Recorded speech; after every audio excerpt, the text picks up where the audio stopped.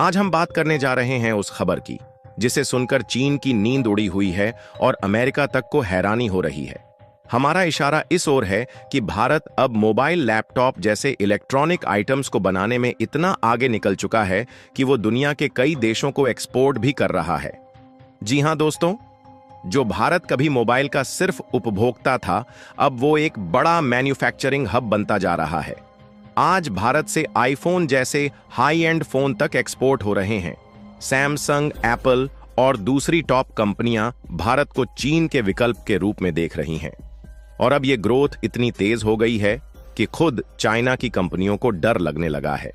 और डर इतना बढ़ चुका है कि अब वो भारत सरकार को चिट्ठी तक लिखने लगे हैं। हां, शिकायतों से भरी हुई चिट्ठी। अब आप सोच रहे होंगे कि ये डर आखिर क्यों? तो दोस्तों, इसके लिए आपको बता दें कि भारत में जो इलेक्ट्रॉनिक सेक्टर में उछाल आया है वो कोई इत्तेफाक नहीं है, बल्कि सरकार की PLI scheme, make in India का धुआंधार प्रोत्साहन, चीन से आयात पर लग रही पाबंदियां और विदेशी कंपनियों को भारत में फैक्ट्री लगाने के लिए दिए जा रहे इंसेंटिव। तो चलिए पूरी डेवलपमेंट को इस वीडियो में समझते हैं कि आखिरकार क्या कुछ देखने को मिला है। लेकिन उससे पहले इस वीडियो को लाइक करके चैनल को सब्सक्राइब जरूर कर लीजिए। देखिए, भारत सरकार ने जो प्रोत्साहन दिया, इन सब का असर ये हुआ है कि भारत अब धीरे धीरे इलेक्ट्रॉनिक्स प्रोडक्शन में आत्मनिर्भर बनता जा रहा है। 2023 से 24 में भारत से 1,85,000 करोड़ रुपए के इलेक्ट्रॉनिक्स एक्सपोर्ट हुए, जिसमें सबसे बड़ी हिस्सेदारी थी मोबाइल फोन्स की। यही वजह है कि चीन की कई कंपनियों, खासकर जो भारत में मैन्युफैक्चरिंग कर रही थीं, उनकी बेचैनी अब बाहर आने लगी है। ICEA यानी India cellular and electronics association, जिसने एप्पल, फॉक्सकॉन, सायोमी और दूसरी कंपनियों की ओर से भारत सरकार के सामने एक चिट्ठी रखी है। और इस चिट्ठी में लिखा गया है कि सरकार कुछ ऐसे कदम उठा रही है जिससे भारत में काम कर रही चाइनीज कंपनियों को तकलीफ हो रही है। इंजीनियर्स को वीजा नहीं मिल रहा, मशीनरी अटकाई जा रही है और कस्टम क्लियरेंस में जानबूझकर देर हो रही है। यानी अब ये सीधा सीधा भारत के ऊपर दबाव बनाने की कोशिश है कि हमें छूट दो, नहीं तो निवेश रुक जाएगा। लेकिन भारत अब वो नहीं रहा जो कभी हर बात मान लिया करता था। अब भारत तय करेगा कि किसे वीजा मिलेगा, किसे नहीं। अब भारत तय करेगा कि कौन सी मशीनें देश में आएंगी और कौन सी नहीं। अब भारत की नीति होगी जिसमें देश हित पहले होगा। और यही बात चीन को सबसे ज्यादा चुभ रही है। दोस्तों, जैसा कि हमने बताया कि भारत की मैन्युफैक्चरिंग ग्रोथ देखकर चीन की कंपनियों में बौखलाहट मच चुकी है, जिससे अब वो खुलकर भारत सरकार के फैसलों को चुनौती देने लगी है। लेकिन जरा सुनिए उन्होंने चिट्ठी में क्या क्या लिखा है। दरअसल ICEA की चिट्ठी में यह कहा गया है कि भारत में इलेक्ट्रॉनिक सामान बनाने के लिए हमें चाइना से कुछ हाई क्वालिटी मशीनें और इंजीनियर्स मंगाने होते हैं। लेकिन अब भारत सरकार बार बार इन पर रोक लगा रही है। यानी अब भारत सरकार चाहती है कि जो काम चाइनीज इंजीनियर करते थे वो अब भारतीय टेक्नीशियन और इंडियन मशीनरी से हो। और यही बात चीन को तकलीफ दे रही है। अब ये सुनिए कि इस मामले में चाइनीज कंपनियां कितना आगे बढ़ गईं। वो कह रही हैं कि अगर भारत सरकार ने यही पाबंदियां जारी रखीं तो उनका प्रोडक्शन धीमा हो जाएगा और निवेश रुक जाएगा।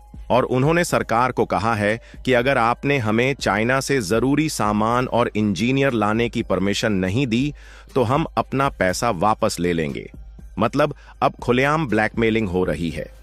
लेकिन भारत अब इनके सामने झुकने को तैयार नहीं, क्योंकि अब सरकार की पॉलिसी साफ है कि भारत को मैन्युफैक्चरिंग में आत्मनिर्भर बनाना है, चाहे उसके लिए थोड़ी तकलीफ क्यों ना उठानी पड़े। अब भारत की सरकार चाहती है कि देश में मशीनरी यहीं बने, टेक्नोलॉजी यहीं डेवलप हो और विदेशों से आने वाले इंजीनियर्स की जगह हमारे इंडियन वर्कफोर्स को ट्रेन किया जाए। और ये बात अब ICEA को भी समझ में आ रही है, लेकिन मजबूरी में वो चिट्ठी लिखकर सरकार पर दबाव बना रहे हैं। पर असली गेम अब चालू हो रहा है, क्योंकि भारत सरकार ने जो चुपचाप काम शुरू किया है उसका असर जल्द दिखेगा। जहां सरकार अब सिर्फ असेंबलिंग नहीं बल्कि मैन्युफैक्चरिंग पर जोर दे रही है। दोस्तों, अब बात करते हैं असली मुद्दे की। मतलब ये सिर्फ कोई चिट्ठी पत्री का मामला नहीं है। ये लड़ाई है भारत की आत्मनिर्भरता और चीन की निर्भरता की। चाइनीज कंपनियां अब तक भारत को केवल एक असेंबली हब मानती थीं, जहां उनकी मशीनें आएंगी, उनके इंजीनियर आएंगे और हमारे मजदूर सिर्फ स्क्रू कसेंगे। लेकिन अब भारत ने साफ कर दिया है कि अब सिर्फ स्क्रू नहीं कसेंगे, अब हम अपने प्रोडक्ट बनाएंगे अपने नाम से और अपनी टेक्नोलॉजी से। जहां भारत की नई रणनीति है सिर्फ मैन्युफैक्चरिंग नहीं, अब मेड इन इंडिया चाहिए। भारत सरकार ने पिछले 3 सालों में कई ऐसे कदम उठाए हैं जिससे अब चाइना का एकाधिकार खत्म हो रहा है, जिसमें पहला है PLI स्कीम यानी प्रोडक्शन लिंक्ड इंसेंटिव्स।